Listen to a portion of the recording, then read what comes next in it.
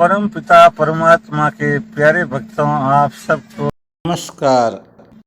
इस YouTube channel के मार्फत आप देखते हैं कि मेरे द्वारा सद्गुणों के प्रचार के लिए रामचरितमानस के उदाहरण बताए जाते हैं, चौपाइयाँ पढ़ के सुनाई जाती है।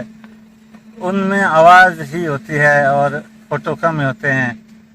मैं सोचता हूँ कि अच्छे श्रोता होने से आप उस आवाज़ से भी लाभ उठाएंगे। और आज ये इच्छा है कि आपके सामने मैं फोटो सहित स्वयं उपस्थित होकर के ये वीडियो आपको पेश कर रहा हूँ। आज मैं आपको निवेदन करना चाहता हूँ कि परोपकार का क्या महत्व है। यूँ तो सब जानते हैं कि पर हित सरिस धर्म नहीं भाई, पर पीरा सम नहीं अधमाई। परंतु एक विशेष प्रसंग आपको सुनाने जा रहा हूँ, जिसके द्वारा ये अवगत कराया जाने वाला है कि परोपकार का कितना अधिक महत्व है। क्या परोपकार करके मनुष्य परमार्थ को यानी मोक्ष को भी प्राप्त कर सकता है। ये घटना आप सबको याद होगी गीधराज जटायु की। श्री रामचंद्र जी की धर्मपत्नी सीता को रावण हर करके ले गया था और लक्ष्मण जी और राम जी दोनों भाई ढूंढते ढूंढते वन वन घूम रहे थे।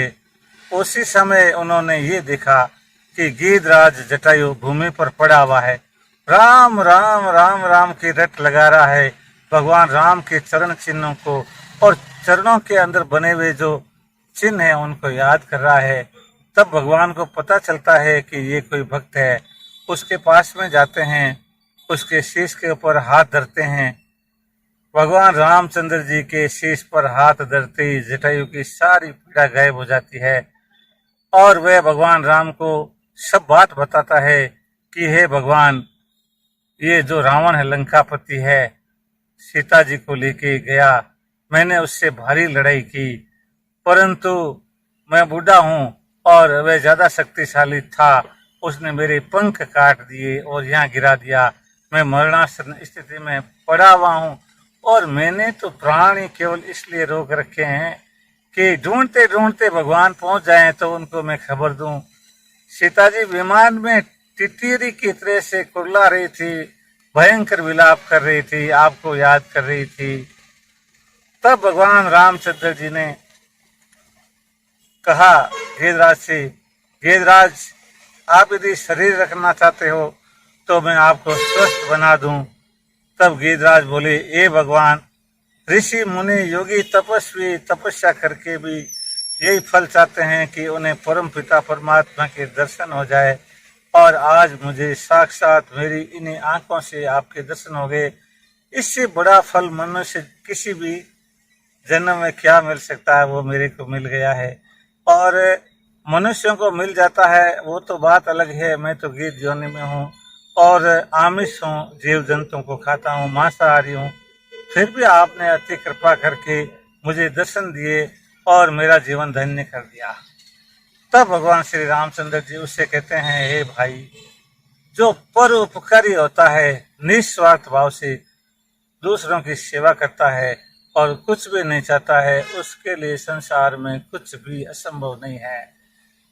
शिव शंकर भगवान, विष्णु भगवान, ब्रह्मा जी और मैं खुद, हम उसके अधीन रहते हैं। देखो सज्जनों, परोपकार का कितना महत्व है। तब भगवान ने अनुमति दी। उससे पहले गीधराज ने ये मांगा कि मैं आपकी अचल भक्ति चाहता हूँ, सदैव आपके चरणों में मेरी स्मृति बनी रहे। और गीधराज को भगवान ने जाने की अनुमति दी। वह गीध का शरीर छूट गया और चतुर्भुज भगवान स्वयं ने अपना रूप उसको दिया।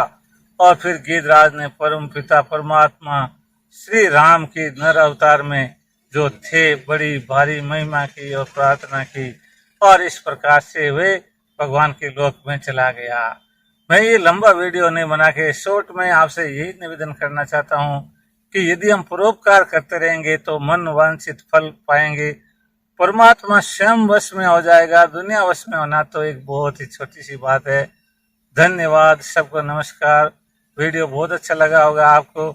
अच्छा लगा हो तो इसको चैनल को सब्सक्राइब अवश्य करिएगा और जल्दी से जल्दी इसी तरह के अच्छे गुणों को बढ़ाने वाले परोपकार वाले वीडियो में अवश्य आपको सेवा में लेकर उपस्थित होऊंगा।